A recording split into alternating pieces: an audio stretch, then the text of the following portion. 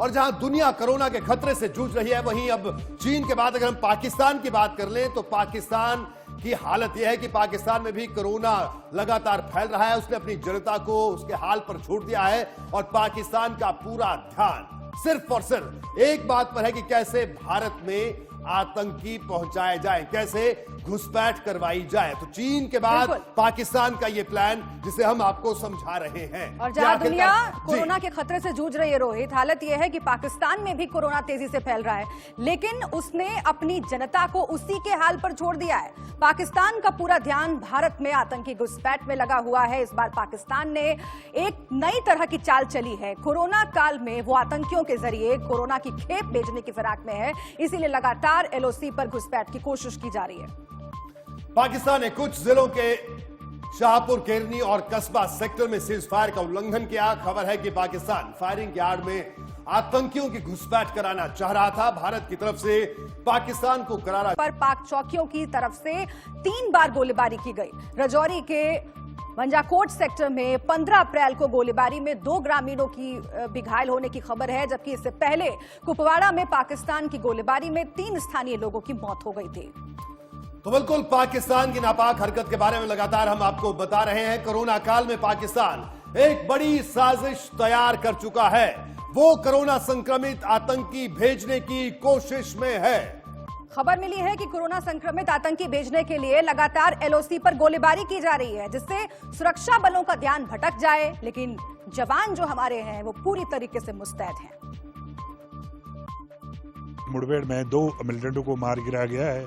दरअसल सुरक्षा बलों को खबर मिली थी कि इस गांव में कुछ मिलिटेंट छुपे हुए हैं, जिसके बाद कोऑर्डिनेट सर्च ऑपरेशन शुरू किया गया और जब ये ऑपरेशन टाइट हो रहा था तो अंदर छुपे हुए आतंकियों ने गोलियां चलाई, जिसके बाद ये मुठभेड़ शुरू हुई। इस मुठभेड़ में अभी तक 2 मिलिटेंटों के मारे जाने की खबर है। हालांकि उनकी पहचान होना अभी बाकी है, लेकिन यहाँ पे ये कहना ज़रूरी है कि न सिर्फ जो सिक्योरिटी फोर्सेस है वो लॉकडाउन को इम्प्लीमेंट कर रहे हैं, लॉ एंड ऑर्डर सिचुएशन पे भी नज़र रखे हुए हैं, लेकिन उसके साथ साथ ही वो एंटी मिलिटेंसी ऑपरेशंस में भी कोई कमी नहीं आने दे रहे हैं। पिछले जो फेज़ 1 था लॉकडाउन का, उसमें भी कई मुठभेड़ें हुई और कोई आतंकियों को मार गिराया गया, लेकिन आज की जो खबर है वो शोपियां से आ रही है कि वहाँ मुठभेड़ में अभी तक 2 मिलिटेंट मारे गए हैं। पाकिस्तान की हर हिमाकत का माकूल जवाब दिया जा रहा है। 12 अप्रैल को पाकिस्तानी चौकियों और लॉन्च पैड पर जबरदस्त हमला बोला था। सूत्रों से मिली जानकारी के मुताबिक 50 के करीब पाकिस्तानी आतंकी मारे भी गए थे। इसके बाद पाकिस्तान ने बौखलाकर गोलीबारी शुरू कर दी थी। एलओसी पर हालात थोड़े तनावपूर्ण हैं। इस दौरान जवानों में जोश भरने के लिए और हालात का जायजा लेने के लिए army chief Manoj Mukund Naravane LOC पहुंचे थे। उन्होंने कहा कि पाकिस्तान का हर मंसूबा नाकामयाब कर दिया जाएगा। Is concerned along the LC. As you are aware, earlier this month we had an infiltration attempt which was successfully foiled, and we were able to kill all 5 terrorists who were attempting to infiltrate. Unfortunately, we also lost 1 JCO and 4 very gallant boys, but we have definitely been able to foil this infiltration attempt. This attempt was being made under very difficult conditions with snowfall, and the area from which they came, it would not have been possible without the active support and collusion of the Pakistani army, and they continue with these designs to foment trouble in our country. It is very unfortunate that at a time when the whole world and India is fighting this menace of this pandemic, that our neighbor continues to try to foment trouble. तो इन तमाम घटनाओं को अगर एक एक करके जोड़कर देखा जाए तो तस्वीर साफ होती हुई दिख रही है। आर्मी चीफ के बयान को आपने सुना कि किस तरह से घुसपैठ की कोशिश हो रही है और किस तरह से एक ऑपरेशन बाकायदा पाकिस्तान ने चलाया था, लेकिन जिस ऑपरेशन को तबाह कर दिया गया। इंडिया न्यूज ने एक दिन पहले पाकिस्तान की साजिश का खुलासा भी किया था कि कैसे पाकिस्तान कोरोना संक्रमित आतंकियों की खेप पहुंचाने का मंसूबा पाले बैठा है। बिल्कुल, आपको वो ऑडियो टेप एक बार फिर से हम सुनवा देते हैं जिसमें पाकिस्तान की पूरी साजिश बेनकाब हो जाती है। वालेकुम अस्सलाम, अस्सलाम वालेकुम। अबू बशर शाहिद साहब ठीक छुखा सेहत ठीक उन्मया जू पनुन आज कर फोन सेहत ठीक शाहिद साहब अबू आज टाइम फोन करनस आज आम कोन में टाइम कि आज आम फोन करनस खबर रूबुर पान का ठीक सेहत ठीक इन बाकी साथी सारी ठीक क्या दलील अबू वो ठीक है पान ठीक है अलबत्ता मे सदी 5-6 सदी बेमारी फैलामस ये कोरोना वायरस बेमारी यह लारियामस तो वो करान ये ज्यादा पन ज्यादा कोशिश कि हमन यम बेमार वाले नफर यम सदी सान कोशिश जल्दी करान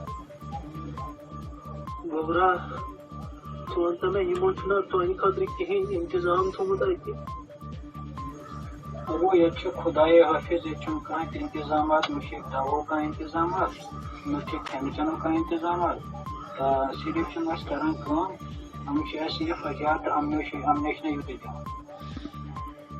गुबरा वो मैं जूत वन ये मोज ते परेशानी हाल तम वोतन कर वदन ये खुदा सिंह वत मन बुन मैंने गुबरा चोन क्या प्लान योर कर क्या प्लान वो तुम गो परेशान कह अल्लाह ताला कर हम तो बहुत करान कोशिश कि ये कुन साल मे कह वथा लगन बह कर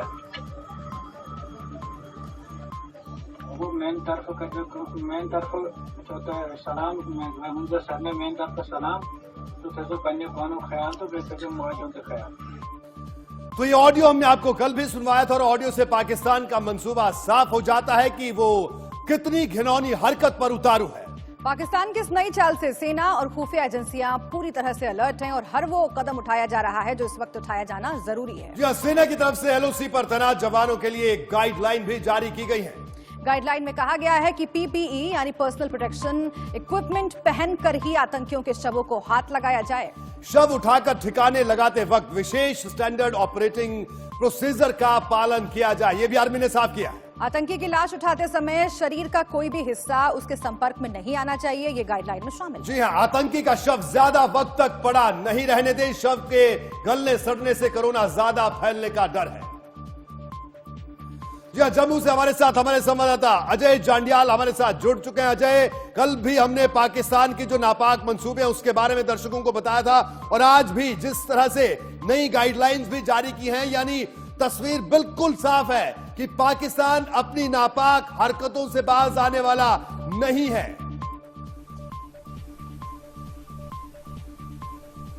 बिल्कुल आप सही फरमा रहे हो। जिस तरीके से पाकिस्तान पिछले एक महीने से लगातार एलओसी पर जो है घुसपैठ की कोशिशों को बढ़ा रहा है, कि जिस तरीके से पाकिस्तान की तरफ से फायरिंग जो है का सिलसिला लगातार तेज हुआ है, एक हफ्ते में लगभग 1 दर्जन बार युद्ध विराम का उल्लंघन हो चुका है एलओसी पर, वो साफ दर्शाता है कि पाकिस्तान जो है किसी बड़ी हिमाकत की कोशिश में है, जिसे देखते हुए भारतीय सेना और बीएसएफ ने भी चौकसी को बढ़ा दिया है। चाहे एलओसी हो चाहे इंटरनेशनल बॉर्डर हो, वहां पर सतर्कता बढ़ाई गई है।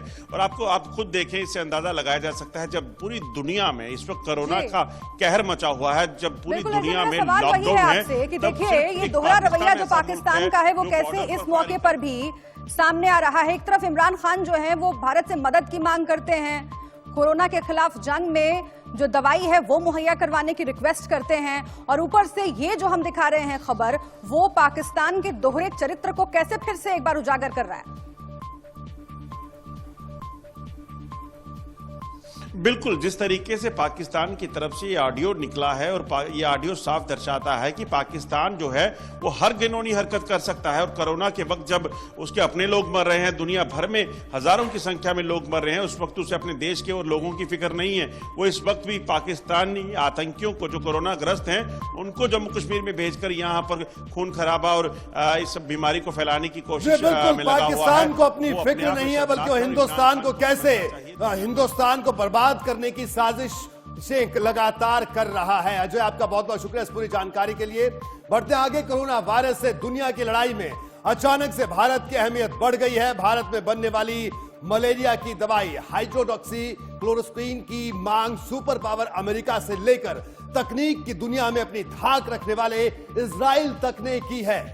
भारत ने अमेरिका समेत कई देशों को दवाई की खेप भी भेजी है, जिसके बाद सब ने भारत की दिल खोलकर तारीफ भी की। लेकिन दूसरी तरफ पाकिस्तान है जो टेरर एक्सपोर्ट करने में जुटा हुआ है।